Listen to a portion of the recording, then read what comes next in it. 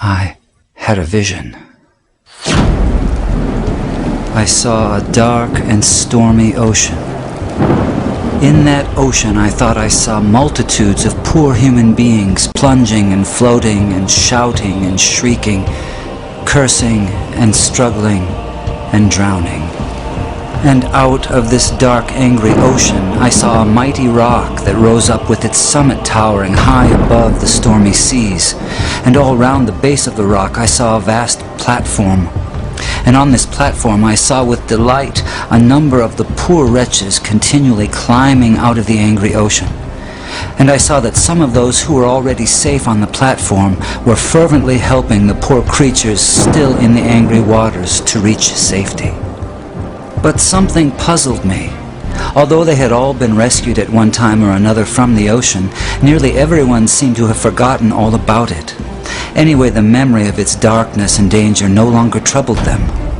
And what was equally strange and perplexing to me was that most of these people did not seem to have any care, that is, any agonizing care, about the poor perishing ones who were struggling and drowning right before their eyes. But then I saw something wonderful. I saw a great being from above come straight from his palace, right through the dark clouds. And he leapt right into the raging sea among the drowning people. And there I saw him toiling to rescue them until the sweat of his great anguish ran down in blood.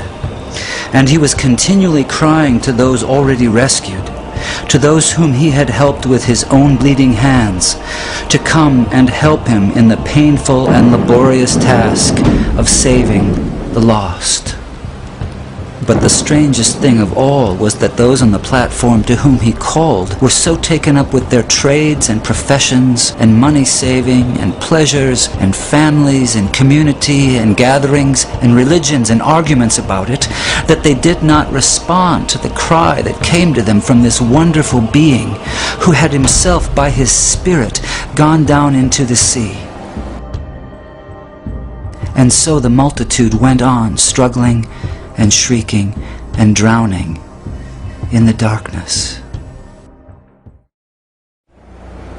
And then I saw something that seemed stranger than anything that had happened before in this very strange vision.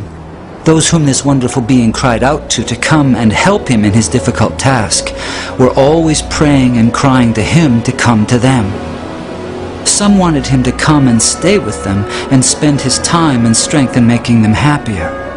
Others wanted him to come and take away various doubts and misgivings they had concerning the truth of some letters which he had written them.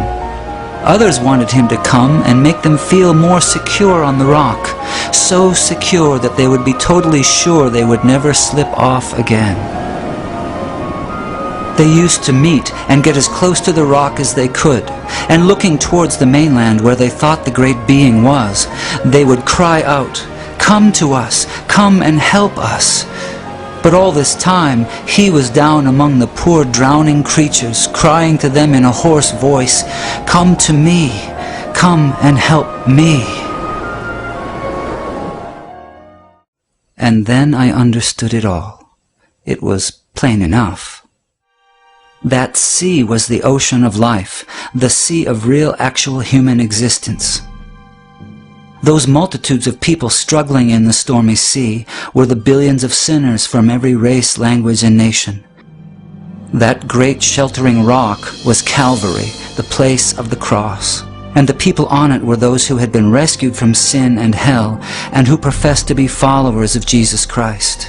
That mighty being who called to them from the tempest was the Son of God, the same yesterday, today, and forever, who is still struggling to save the dying multitudes about us from this terrible doom of damnation, and whose voice can be heard above the music and machinery and noise of life, calling on the rescued to come and help him save the world. My friends in Christ, you are rescued from the waters. You are on the rock. Jesus is in the dark sea, calling on you to come and help him. Will you go?